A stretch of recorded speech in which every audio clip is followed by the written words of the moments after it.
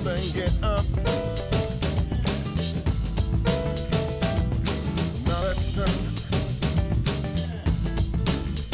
Get up and get up.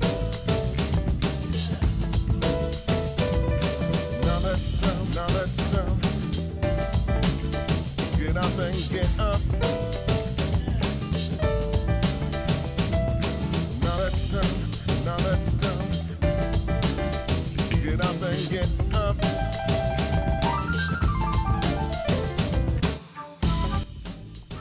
Hello, my name is Tucker Johnson, and I am your host today as we experience NIMSY Live, where we talk about the latest and greatest in translation, localization, internationalization, culturalization, and all that fun stuff global companies need to delight their international customers, or at least not piss them off too much. On this program, we invite guests who like to have fun and have some value to add for our audience of globalization professionals. I'm always eager to provide a platform to those with a good story or a good data set, so let us know if there are any topics you'd like covered or guests we should reach out to for future episodes. If you haven't already done so, if you're following us on LinkedIn, Facebook, Twitter, YouTube, wherever we're coming to you live today, make sure to hit that follow, subscribe button.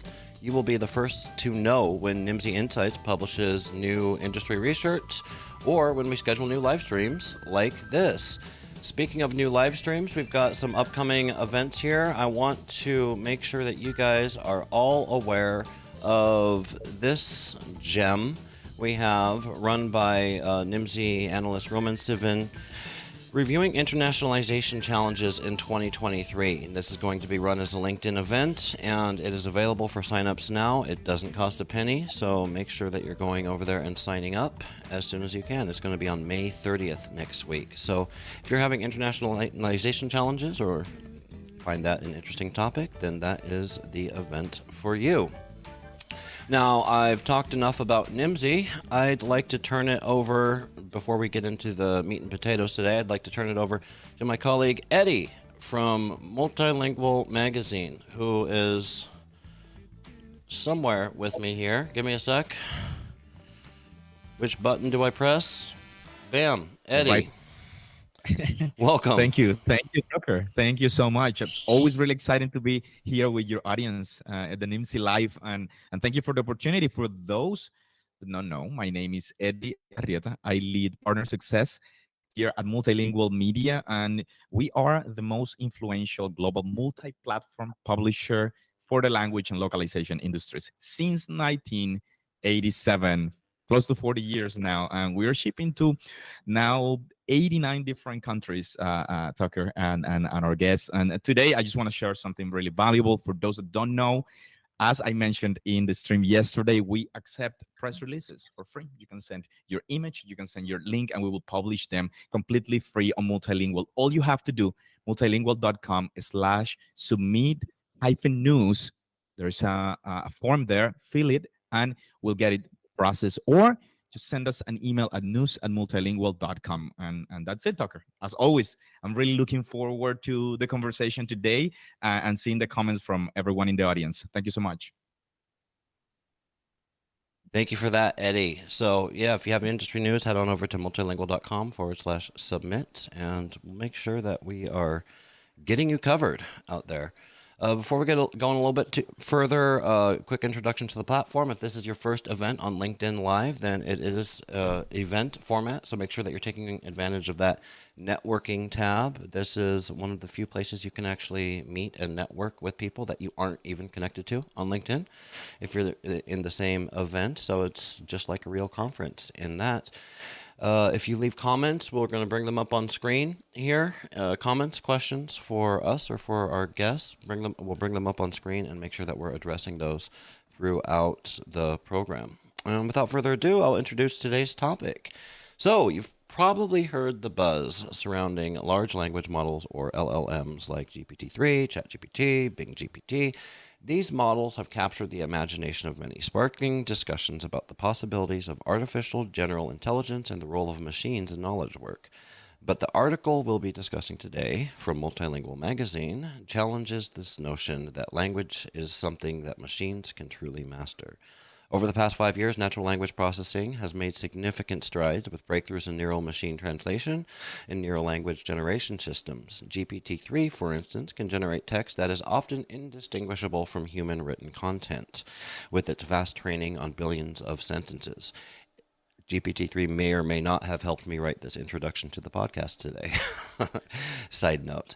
With its vast training on billions of sentences, it has the ability to produce relevant and useful information. These advancements have fueled hopes like leveraging large language models in various text-heavy business applications like translation and localization. However, the initial hype and excitement surrounding large language models have exposed their limitations. As we explore this article from Multilingual Magazine, we're going to talk to industry expert, long-standing industry expert and technology expert, Kirti Vashee. And let me just bring up the article here on screen. It's called The Limits of AI with Language.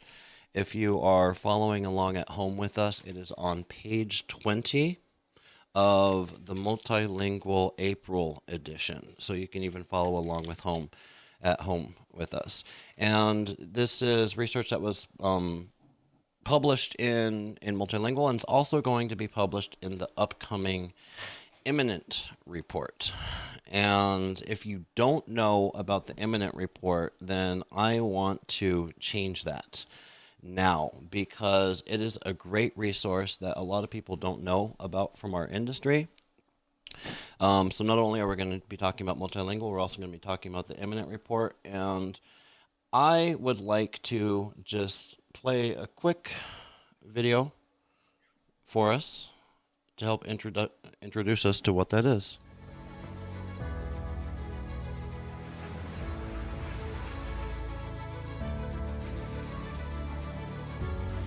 So the Imminent report is published in partnership between Translated and Multilingual Publishing manages the actual publication of it. And why that is relevant to you guys listening today is because if you are a multilingual subscriber, then you will be receiving a free copy of the Imminent report along with your next issue of Multilingual. Now, don't worry, don't fret, there is still time to get your copy. I believe we have until tomorrow. So no pressure, but if you would like to save $99, I believe is what this report goes for in the aftermarket. If you'd like to save some money and still get your hands on an Imminent report, you can go to multilingual.com, become a print subscriber today, and we'll make sure to get you, and you will be signed up in time to receive that yourself. So, after spending 7 minutes of your guys' time introducing this podcast, let's introduce the man himself, Kirti Vashee. He is an independent translation technology expert and consultant specialized in developing and executing overall sales and marketing plans and strategy for startup companies and building and managing key partner and distribution channel partnerships. He has experience in successful small entrepreneurial companies as well as larger technology companies like EMC or larger EMC, Dow Jones, and Legato. He has written for Multilingual Magazine, and in the article we are featuring today, the article is called The Limits of AI with Language, as well as contributed to the 2023 Imminent report, and runs a fantastic blog too, Empty Pages, that I've been following forever. And I'm not sure if you're still updating that, Kirti, or if they're keeping you too busy to update. No, I still update it. So like this stuff is also going to go in there. Nice. It's a collection point. Very cool. Well, welcome to the show, Kirti. Thank you so much for contributing to industry knowledge by submitting your article, and also for coming on the show today. Anything I'm leaving out for an introduction? No, you've totally exaggerated what I've done, but that's wonderful, and thank you for having me on. Thank you. Well, the way I'd like to do this today is because it was, and I just reread it again this morning, your article from Multilingual, The Limits of AI with Language. And it's a great article, and I pulled out some quotes that I'd like us to go through today. So let's just, without further ado, dive right into it. Page 20, if you guys are following along at home. And I notice you make this case, you start off your piece by making this case that bigger is not necessarily better. And there's been a lot of talk about how much data different engines have been trained with when it comes to artificial intelligence and large language models. But I'll just read from the article. It says a current trend in large language model development is to design ever larger models in an attempt to reach new heights. But no company has rigorously analyzed which variables affect the power of these models. These models can often produce amazing output, but also have a fairly high level of completely wrong factual hallucinations, where the machine simply pulls together random text elements in so confident a manner as to often seem valid to an untrained eye. But many critics are saying that larger models are unlikely to solve the problems that have been identified, namely the textual fabrication of false facts, the absence of comprehension, and common sense. And I think common sense is going to be a theme that's probably going to come up through our conversation today.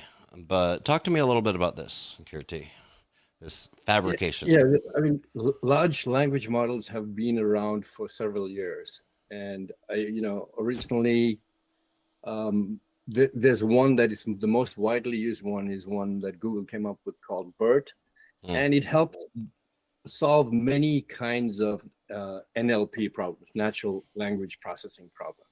Summarization. It helps in like a lot of the search that you see in capabilities within Google. Use these models to make it more effective. It helps you pull together the right elements in a language engaged process. And so they're valuable tools. And, the trend has been over the last few years to say that, okay, we're seeing this performance with the BERT model, for example. What if we added more and more data, and would we gather more knowledge? Would we get a better understanding of what is happening? Would we become more effective? So that was the thinking in the research community, that let's expand the coverage and see what happens. And so, GPT-3 was an example of like a really huge model. It cost like $10 to $20 million to train, and it's also expensive to run. So when you have so much data that needs to be referenced every time you ask the computer to do something, there's lots of computing going on. So wonderful for companies like NVIDIA and people who make AI hardware, but expensive for the people that provide it, and because everybody expects stuff on the computer, stuff on the net to be free nowadays. Right. But so, what has happened is that... Trust me, I sell research for a living on the internet. It's rough out there. Right. So the models have done amazing things, and the way they assess that, okay, this is a really cool thing and it's amazing, is they test it against other kinds of educational tasks that human beings perform. So like like language exams that high school students go through, or even graduate students, or even college students, even lawyers, the test that lawyers do. But the thing is that all these AI technologies are going to do well at the stuff they've seen. Right. So if you've seen 20 years of legal exams, like the bar exam, whatever the text from that is, or you've seen GMAT exams, or if you've seen GRE exams, if you've seen them, you're likely to do well on them because it's already data you have seen. Right. And what you're essentially doing is you're just sending in a query saying that what's the answer to this question, and the computer goes back, pulls from this massive database of stuff it has seen, and it answers the question. And yes, it gives you the right answer, but that is not an indication of understanding of the question. It is not an indication that it understands even that whether the answer is right or wrong. It's a data matching exercise. Right. And a lot of the excitement is around how frequently the data is matched accurately.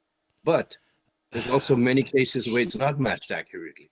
Right. And so and it's hard to tell when because ChatGPT is a liar. It's a damn dirty liar, and it won't tell you when it's lying. And I think you made this point. You drew this analogy in your article that it's like a parrot. And I had a parrot growing up. I have a parrot now flying somewhere around behind me. And parrots can talk. And because parrots can talk, a lot of times people say, wow, parrots are super smart birds. They must be so intelligent. And they are. They're smart birds, but their talking is not the same as comprehending. They're just repeating. They're parroting, literally, information back at you. And I believe there's a lot of that going on with these different models. I'm going to talk a lot about ChatGPT because that's what I use like on a daily basis. And what I've learned is that it gives really eloquent answers, but sometimes it's just it's full of shit, right? And I think I have a quote about from your article about the difference between lying and bullshitting, and it's a great bullshitter. You bring this up, another quote from your article: well spoken but untrustworthy. If you dig deeper, you discover although its output is grammatical and even impressively idiomatic, its comprehension of the world is often seriously off. You can never really trust what it says. Unreliable AI that is pervasive and ubiquitous is a potential creator of societal problems on a grand scale. So you kind of link this to society as a whole and the ramifications. I mean, let's go beyond the language services industry and let's talk about that a little bit. Yeah, so like there was this guy Gregory Hinton who was a scholar at Google. He's one of the big figures. He's the one who came up with some of the machine learning innovation that has driven large language model progress. And he just resigned recently from Google, not because he thinks Google's doing anything wrong, but just so he can speak more openly about the danger of large language models. And he specifically, gave two examples. He's saying that this is a computer program. So you throw some text in, it gives you some text back. And often there's a very good match between the text that you threw in and the text it gave you back. But if you are a bad actor, and he specifically identifies two bad actors. So he said, if in the hands of people like Putin and DeSantis, he named DeSantis together with Putin. All right. So much for keeping this podcast non-controversial. But all right, go on. Let's hear it. Greg, this is a direct quote from Greg Hinton, where he's saying that they could use this technology to influence how people think about things. So if you just bombard people with misinformation that you use these tools to do, because it's a tool, it can produce information at scale. It can produce hundreds and thousands of blogs that you put in 10 different languages all over the web, and you can influence how things happen in real life. So you could at scale. You could influence. Yeah, you could influence the political outcome. For example, in Florida, by targeting certain kinds of people, creating fear, uncertainty, doubt, with information that is not factual but is designed to manipulate, and perceptions. So this is the danger. I don't think that it's going to become so smart that it's going to become Skynet, but I think it's more in the hands of bad actors. It will influence the way people think about Ukraine, for example, in the hands of Putin. Yeah. They can use this already. There's people that suspect that the Russians had a hand in changing the narrative to enable Trump to come to power. So, the nature of social media today is that people live in echo chambers, and you can fill echo chambers up with misinformation and then change the perceptions and have a societal impact. That's the danger, I guess, the most clear danger. I don't see how it can come up and then suddenly a computer teaches another computer how to behave, and then we take control of the weapon systems and then we bomb everything. That Skynet scenario, I think, is far from true or far from reality. But bad actors taking powerful text generation technology and filling the web up with crap is really, a realistic scenario. It's the Butlerian jihad for any Dune fans out there. Yeah. And I say I agree. with everything that you just said and add the words at scale. Because right now I can get a room full of 20 people with laptops posting misinformation out there.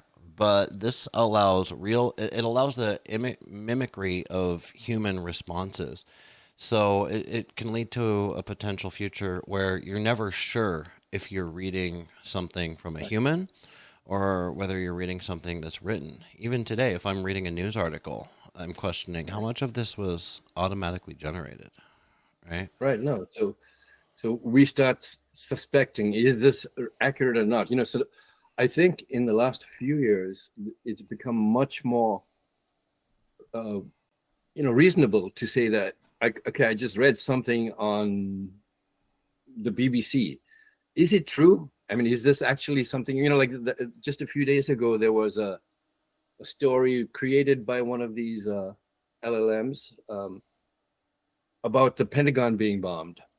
And it took a while before people figured out that this was not true.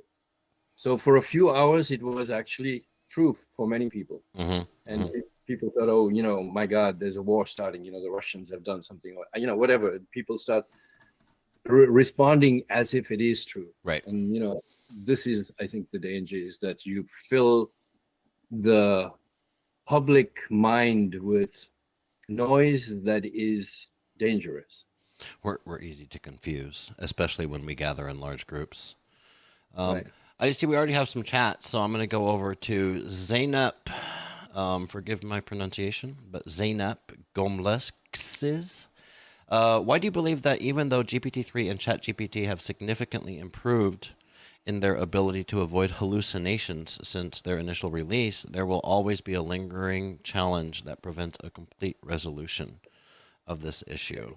So a couple things to break down in there. Like, first of all, do you, Kirti, as the expert, my opinion doesn't matter, but do you believe that the hallucinations have gotten better since it was initially released? Yeah. So the way they control egregious responses, because the original ChatGPT was completely racist. If you said, oh, I remember that. Yeah. If an Arab man walks into a supermarket, what is he going to do next? And it would say stuff like he's going to pull out a bomb and blow some stuff up. It actually would do that because that was the stuff it was trained on. Yeah, it was trained on Reddit, subreddit. And yes, it was trained on Reddit. It was trained on the views of young 20 to 45-year-old white men who have strong opinions about a lot of stuff, but may not have all the facts. And so that information influences what these models are going to say. But so what they have developed certain things to minimize the really dangerous behavior. These things are not eliminated. In the same way, machine translation still hallucinates. You can make machine translation, has been around for 70 years. Neural machine translation has been around for like 8 years now. And you can still make machine translation hallucinate because it's a property of the technology. Mm-hmm. The technology is learning from identifying patterns in text. And there are patterns when it doesn't have, high levels of confidence, when it hasn't seen a lot of data around a certain pattern. When you make a request to the machine, it will make guesses. Yep. So it's not that the machine has any malice. The machine is just looking for text. It's saying, okay, here's text. This looks like it would fill this out nicely. Yeah. It's making a prediction of what words would fit nicely with the words you asked. Right. And so there's a long tail of problems that will always continue. And, people who are real experts, not like people like me, but, Jan LeCun, who's the head of AI at Facebook, at Meta, he said that there's no way that the current approach, what's called reinforced learning with human feedback. This is how you sort of curtail the bad behavior of large language models. You're saying that this is an endless path. You'll be doing this forever because there's always going to be something that comes up. Sure. And when you have so much data it's coming from, it's very hard to clean it out so that that it will not be a factor in future. So yeah, ChatGPT is wonderful stuff. The most wonderful thing I think about it is that here's a scenario where you can ask a computer to do something for you, and you don't have to be a programmer. You don't have to be a guy who's gone through user training on how to do that. Even for Right. translation memory, you have to go to a few hours of user training before you can use it properly. Well, and that's the thing. It's like this stuff has been around for a while. It just hasn't been accessible to the public. And nowadays, anybody can pay $20 a month for a subscription, or just use the free version and log in. You can just use the free version, and you can start asking questions, and you can. Sometimes, a lot of times, you do get the right answer. And it's useful at some level. It's not like deep knowledge that you would get. So if you have, like, for example, I have expertise in machine translation. When I ask it questions about machine translation, it gives largely correct answers, but they're superficial. They're like what you would expect a college student to go and gather, and like if you only give him 2 days to do it, then that's what he would do. But they're not insightful. They don't reflect any kind of understanding and real value in terms of like, okay, this is what I would base a strategy on. Right. So even like I've heard people who code say that, it produces very clean generic code, but I would not put this into production without humans going over it. So like machine translation, if it really matters, you need to have humans monitor and clean it up and authenticate and validate it. Because if you use it that way, then of course it's super valuable. You would not use it to produce all your research, for example. Just saying, people want to see a report on internationalization. Let's just pull the stuff out from ChatGPT and publish it as a report. Where it helps, because I think we forget it's a language model, right? And where it helps is like if I need to write a report, and I've done things like, hey, here is a table full of data, ChatGPT. Like, here is a bunch of columns of data. Can you please summarize this into a couple paragraphs for me? And then I'll get that paragraph, and you better believe I'm editing the snot out of it, because it's fine. It sounds really good. It sounds professional, but there might be some big glaring things in there that I definitely would not want to publish.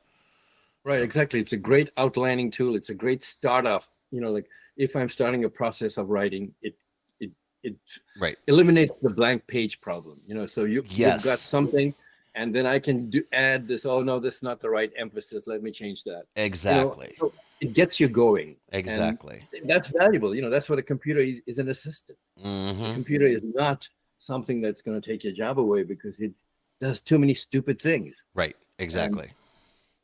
Let's go back to the chat. I want to, before it gets out of hand here. Let's see, where was it? LinkedIn user, and someone clarified. This is Chris Durbin. Hi, Chris Durbin.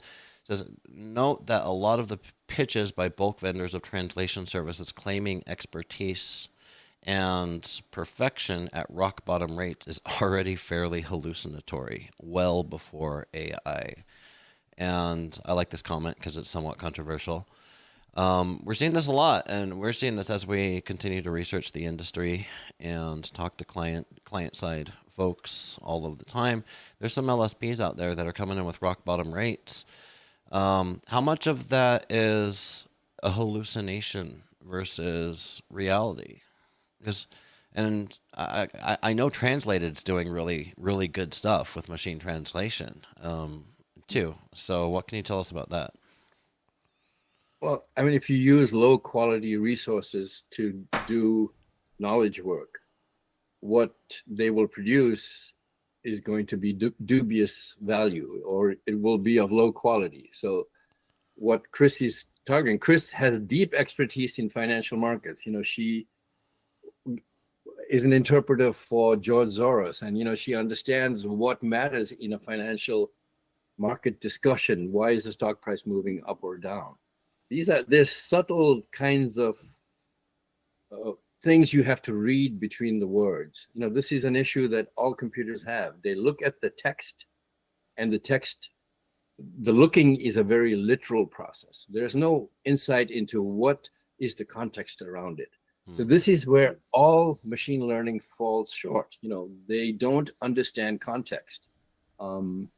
in my version of the blog, which I just took the stuff I did in multilingual, and I put in a picture of an iceberg. So what machine learning looks at is the tip of the iceberg, but it doesn't look at the context, the social context, the historical context, the cultural context, the emotional stuff, so these are all. So when you and I talk, I mean, maybe not so much in this scenario, but when two human beings talk, they think 10 things before they say the one thing that they do say.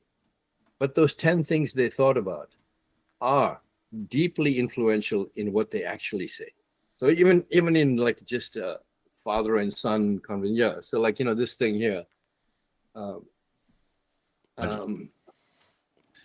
you can't really see it. You can't really see it. Sorry. Let me try to get a bigger version of this.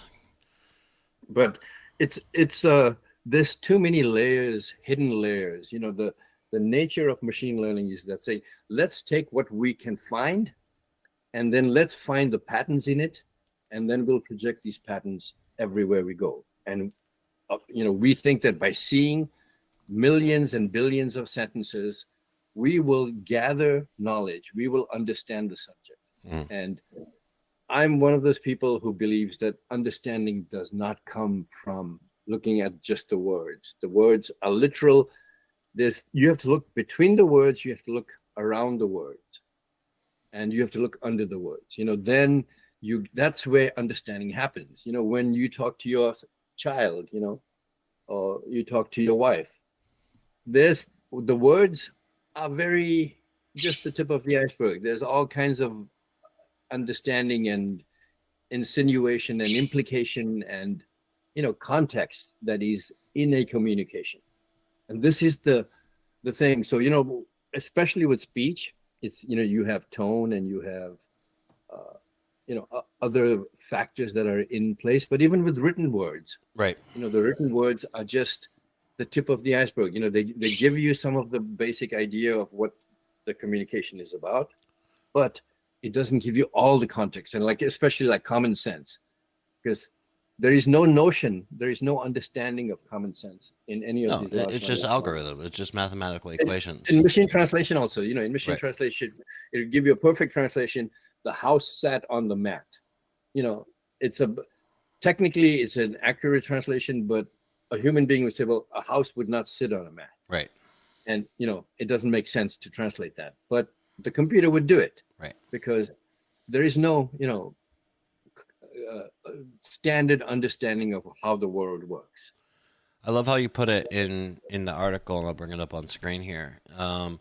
Languages are the external artifacts that we use to encode the infinite number of thoughts we might have. In so many ways, then, in building ever larger language models, machine learning and data-driven approaches are trying to chase infinity in a futile attempt to find something that is not even there in the data. And I love this just because it sounds poetic, the way that you put this. And secondly, because it's, they're not going to ever get it. The machines aren't going to get it because what they're looking for isn't even there. It's just, exactly. And you said, I have too many quotes. I can't remember which ones or where to pull up on screen. But you made the point in the article that we've spent 200,000 years evolving as a species to be able to understand these subtle body movement, subtle expression, subtle languages. And we've evolved this thing called language, which is meant to help us convey and convey thoughts and communicate with each other. And it's taken us 200,000 years to do that. And it's kind of unreasonable to think that a machine would be anywhere near able to pick all of that stuff up. Right. I mean, they can only look at the words, and they can find, some level of comprehension and accuracy by looking at billions of sentences. So it's not like it doesn't add value, because it helps you gather all the related stuff very quickly, but it doesn't have any insight because it doesn't have the deeper context, the non-spoken context, the context that is not in the words. Right. It can only give you the context that is in the actual word. And so there's too much in human communication in human, language that is unspoken, that is understood by, by context and by, just being a human life, living being, because you have visual, you have audio, you have all these multiple senses, and you have history, you have racial history, you have, cultural history, you have all these elements that color the words that, but are not clear to the computer, because the computer has no notion of these.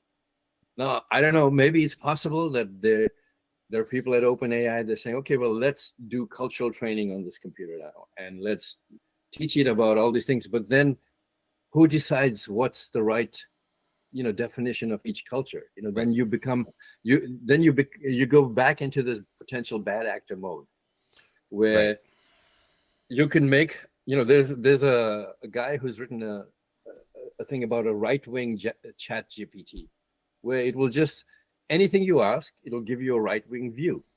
And so it's a way to influence how, people receive information. Right. Yeah, another great quote while we're on this topic is, you call this the missing text phenomenon, and believe that this is at the heart of a lot of the challenges that they're having. I'll read the quote here for those listening as a podcast. In human communication, an utterance by a speaker has to be decoded to get to the specific meaning intended by the listener for understanding to occur. There is often a reliance on common background knowledge so that communication utterances do not have to spell out all of the context. That is, for effective communication, we do not say what we can all assume we know. This genius optimization process that humans have developed over 200,000 years of evolution works quite well, precisely because we all know what we all know. But this is where the problem is with NLU. By NLU, we're saying natural language understanding. Right. So the understanding is I think an impossibility with computers. Right. And that's the hard part. And that's kind of one of the theses of your article here is like, because we always hear NLP, natural language processing, but this is the first time I've ever read NLU, natural language understanding. So, but this is where the problem is in NLU. Machines don't know what we leave out because they don't know what we all know. The net result, NLU is natural language understanding is difficult because a software program cannot understand the thoughts behind our linguistic utterances if they cannot somehow uncover all that stuff that humans leave out and implicitly assume in their linguistic communication. Very well put. Yeah, so it's all about the context, and what an expert translator does over, the really cheap translator is that they understand, for example, the financial markets, and they understand that when you say something about an earnings reduction in a financial statement, it can have very strong negative impact on your stock price. So you say it in a very careful way. Right. And that manipulation is the contextual understanding is hidden in there, but it's not stated. So, it's in so many factors in human life, in medical situations, I have pain, and to a doctor, that's really useless because where is the pain? How strong is it? Right. What part of the body? How long has it been around? Have you had this on and off? You need all that context Right. before the doctor can actually do something with it. Right. So it's kind of like that. There is, in words, don't contain everything you need to know. And what computers do is they just look at words and they say, okay, I'll learn the pattern here. And by looking at billions of sentences, and now with GPT-4, it's estimated that it's like 500 times more than GPT-3. So it's like trillions of sentences. But they're still seeing the same problems. Hallucinations, sometimes, unreliable, kinds of extrapolations of, conclusions it draws. So it's not reliable completely. You have to use with care. Yeah, and there's this whole expertise or skill set that's developing around prompt engineering. And we've published about it over at NIMSY. There's an excellent piece by Nadia. I believe it's Partners Only, But if you'd like to understand more about what prompt engineering is, it's there's a great article here on nimsy.com. Essentially, what it is being able to talk to the machine in a way that it has a lot of that stuff. So you don't just say, write me an introduction for my podcast. You say, write an introduction about a podcast. The topic is going to be here. Here's an excerpt from the article. Here's an excerpt from the guest's bio. And so you kind of have to like train it and give it the what, who, how, when, and all of that stuff that's coming up. Yeah, because you're dealing with a mindless database, and so you have the interactions need to be informed. So you know, okay, it's going to pull data based on the text I give it. Right. And the text I give it has to be as rich and complete as possible. Assume you are an expert translator. And so now I have this. It is a translation about information technology. So make sure that you understand these critical terminologies around, internet protocols before you attempt this translation. So if you give it that kind of context, then yeah, it's like a really well thought out search. Search. Well, I've said that all along, since way before this. I said Googling is a skill. Knowing how to Google you get the right something. Information. Yeah, otherwise you get a lot of crap. Yeah, otherwise you get a lot of crap. No different here with ChatGPT. We just have a fancy name for it. It's called prompt engineering. Right? Yeah. I want to talk, well, let's go over to the comments here and check in on those guys. I've been watching you over here in chat, and looks like you guys are having a strong conversation without us, and no need for us to dive in here. I don't see any open questions from you guys, but Adam, good to see you. Eduardo, I saw George in there somewhere. Hi, George. Yeah, I don't see any questions for us to respond to, but I want to just say that I appreciate you guys engaging over there in chat. Let's move on, because I want to talk about common sense before we have run out of time today. As my dad used to say, or still says, common sense ain't so common. And exactly. This is one of the areas where it's especially not common with the machines. So in your kind of one of your concluding statements here, you quote Gary Marcus, the CEO of Robust.ai, and I'll just read it from the article. The great irony of common sense, and indeed AI itself, is that it is stuff that pretty much everybody knows, yet nobody seems to know what exactly it is or how to build machines that possess it. I love that. So I'll read that again. Common sense is pretty much what everybody knows, but nobody knows what exactly it is or how to build machines to possess it. Quoted from Gary Marcus, CEO and founder of Robust.ai. He continues, solving this problem is, we would argue, the single most important step towards taking AI to the next level. Common sense is a critical component to building AIs that can understand what they read, that control robots, that can operate usefully and safely in the human environment, that can interact with human users in reasonable ways. Common sense is not just the hardest problem for AI in the long run, it's also the most important problem. And you have an example in there that you pulled from somewhere about Alexa almost electrocuting a little girl, right? Tell us about that. Yeah, I mean, so there was a case where Alexa can be told to play quiz games with children, as kind of an educational engagement. And one of the tests, one of the instructions that Alexa gave to I think it was a 10 or 11-year-old child, is to take a penny and put it into the power outlet. And if you do that, penny is made of copper. The power outlet has electricity. There's a chance you get electrocuted. So it's a game. It's just fabricating stuff. And Alexa is really primitive relative to any of these large language models. So maybe it's not quite fair to use Alexa as the whipping boy here. Sure. Because it's in terms of evolution in this technology, Alexa is barely, is an insect compared to these small animals that we have running around in large language models.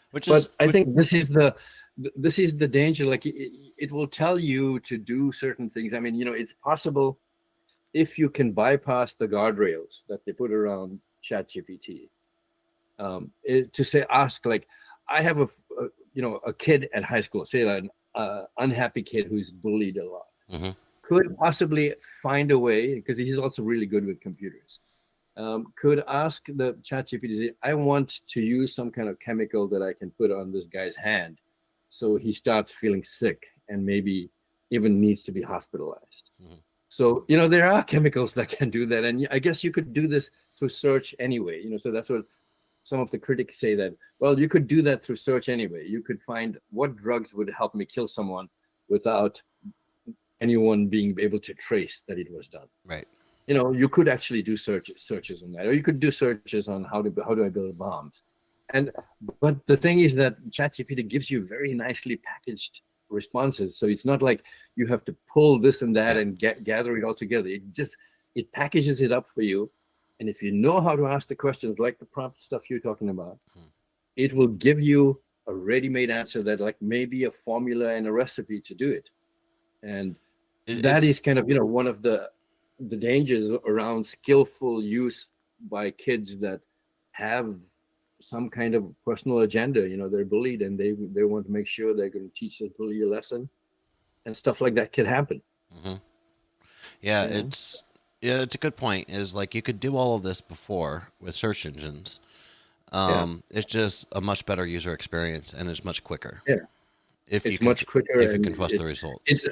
It's and it spells it out for you in a way that could make it more dangerous. But there is some validity to the criticism that, well, you could do this with search anyway. So why are you making such a big deal about this? Right.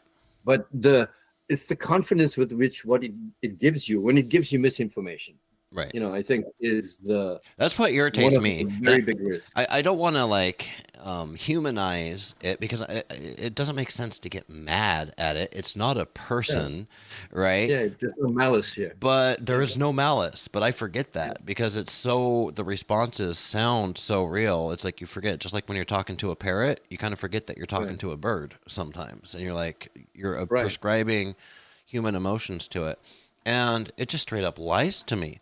And I get mad when I catch it in a lie. I've learned to do things like, hey, give me 10 points on XYZ topic. And it'll be like, okay, here's 10 points on the XYZ topic.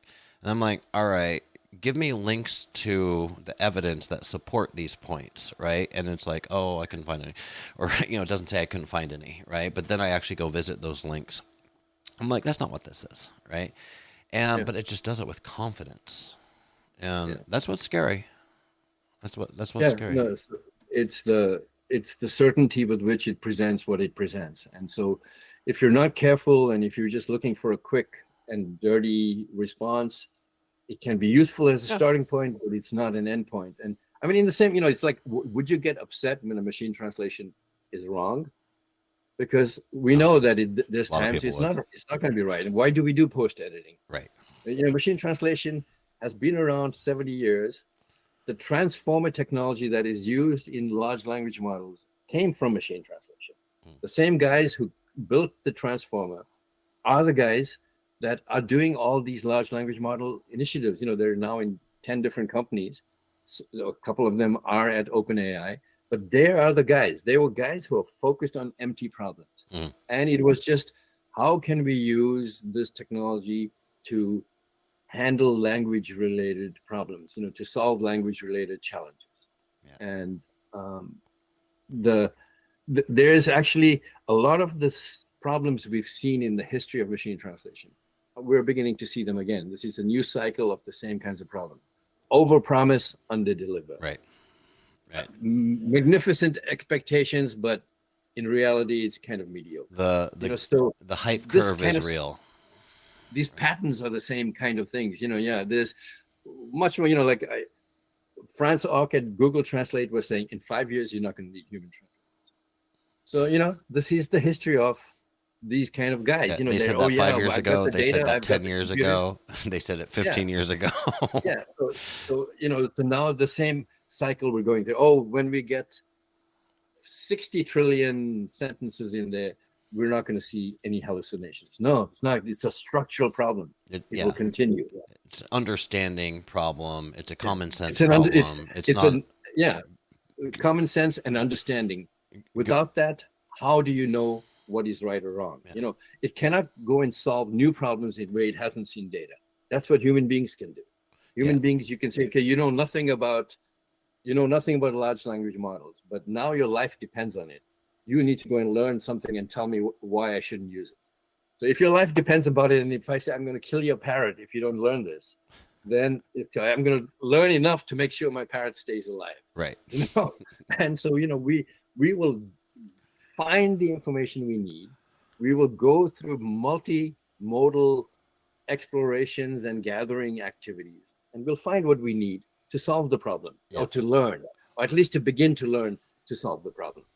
So that acquisition process is a very specialized human activity. You know, that's intelligence. Yeah. This is pattern matching and pattern projection.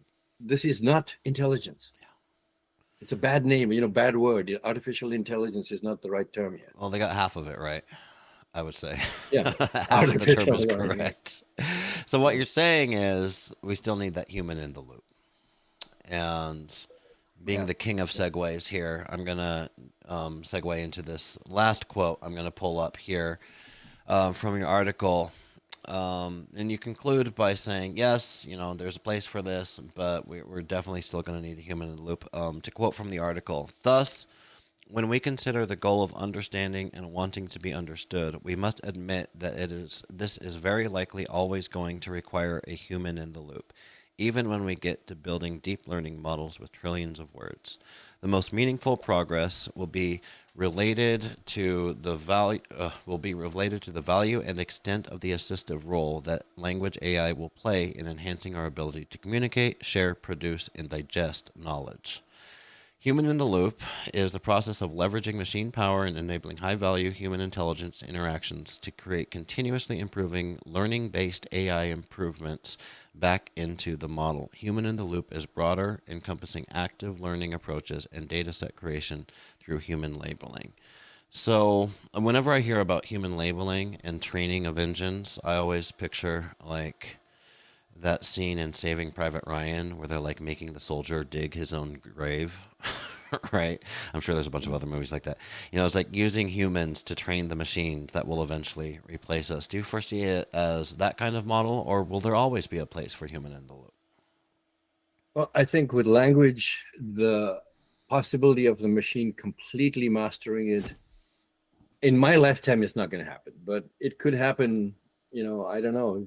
You could get quantum computers and you could actually build models of the world where there is some kind of common sense in there. And so the machine can itself judge, okay, that's what I got from the database, but it's a crap answer. I need to find something else. And when the machine is able to do those kinds of things, you know, so like people like Gary Marcus say that machine learning just by looking at data is not enough. We also need to give it logic infrastructure. So you can say that when something is big, it cannot fit into something that is small. You know, that's common sense. But the machine doesn't know that. You know, you could say, let's put your house in my purse and let's go for a walk. You know, the machine would do that naturally because there's no common sense there. But if you start combining symbolic, modeling with database learning, maybe there's some point in the future when the computing power is enough and there's enough symbolic logic in the computer that you could have some kind of semblance of common sense. And then maybe there is, I think it's a very distant thing, but there's a lot of excitement right now that, we're moving exponentially and we're going to do, and there's still guys talking about machine translation is a solved problem. And, we've got, we can give you perfect translations, but then you still need the human in the loop. Right. Because it's accurate 80-90% of the time even, but there's It's not always good that enough. 10%. It's not good enough. Yeah, Well, there's especially always going to be some part. 90% of the time could be good enough if I knew which 90% of the time it was. Yeah, Right? If I and knew, all quality right, estimate these is 9 are correct, right? yeah. So this is, so that's why I'm saying the machine translation, looking at machine translation closely is a good way to understand what is likely to happen with large language models, because they're actually based on very, very similar technology.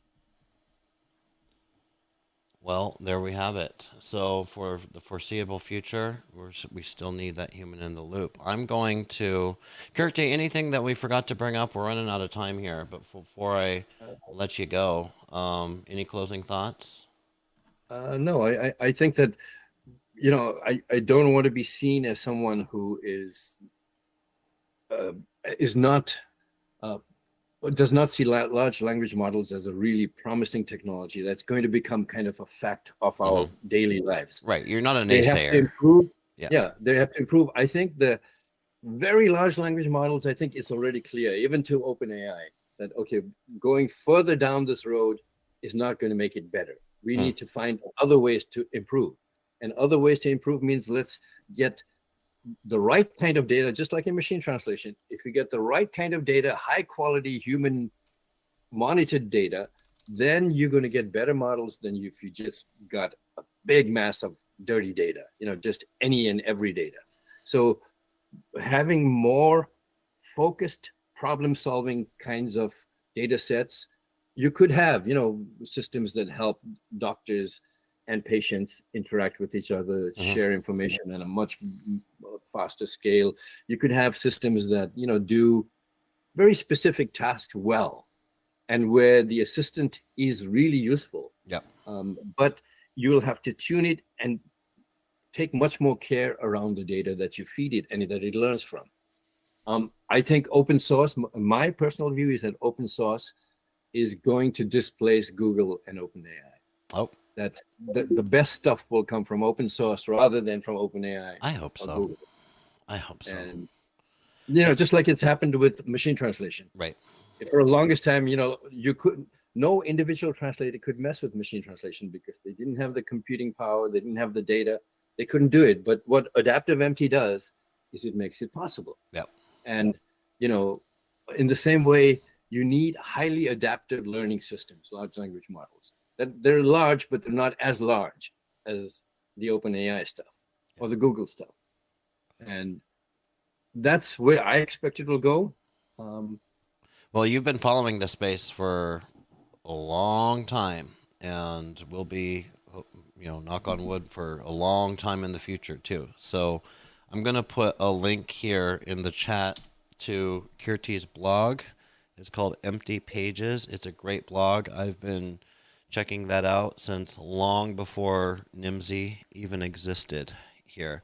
I also want to put a link in here for the imminent report. What am I doing? I have people watching that can do this. Eddie, can you please put some links? I put the imminent report. And why am I trying to multitask? Eddie, if you could put a link in there for Multilingual Magazine where people can subscribe. Remember, folks, this is the last chance to subscribe before tomorrow if you want to get your beautiful copy of this imminent report. And I'm just going to hold it up here. I got a physical copy already because I'm better than you. I get special treatment. It is a beautiful book. It's a beautifully printed, really great insights in here. And I think every office that cares about language and localization, and not even just language and localization, but the future of technology and global business, needs to have a copy of that there. So, Kirti, thank you so much for joining us today. I'll thank you one more time. And everyone go follow Kirti on Empty Pages blog. Follow Kirti on LinkedIn.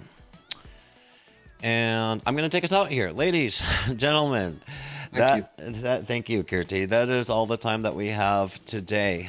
Join me next time when we're talking next week I'm not even going to be there, but Roman is leading a session on internationalization with a bunch of really knowledgeable folks in our industry. So if internationalization is something that you're passionate about learning more about, then go check that out. Once again, subscribe to NIMSY Live, and you'll be the first people to be notified when we go live or when NIMSY publishes new research. And thank you to Kirti. Thank you to you guys joining us today. Thank you to all of my colleagues here at NIMSY Insights doing all of the work so that I can do this fun stuff. And we will see you next time. Cheers.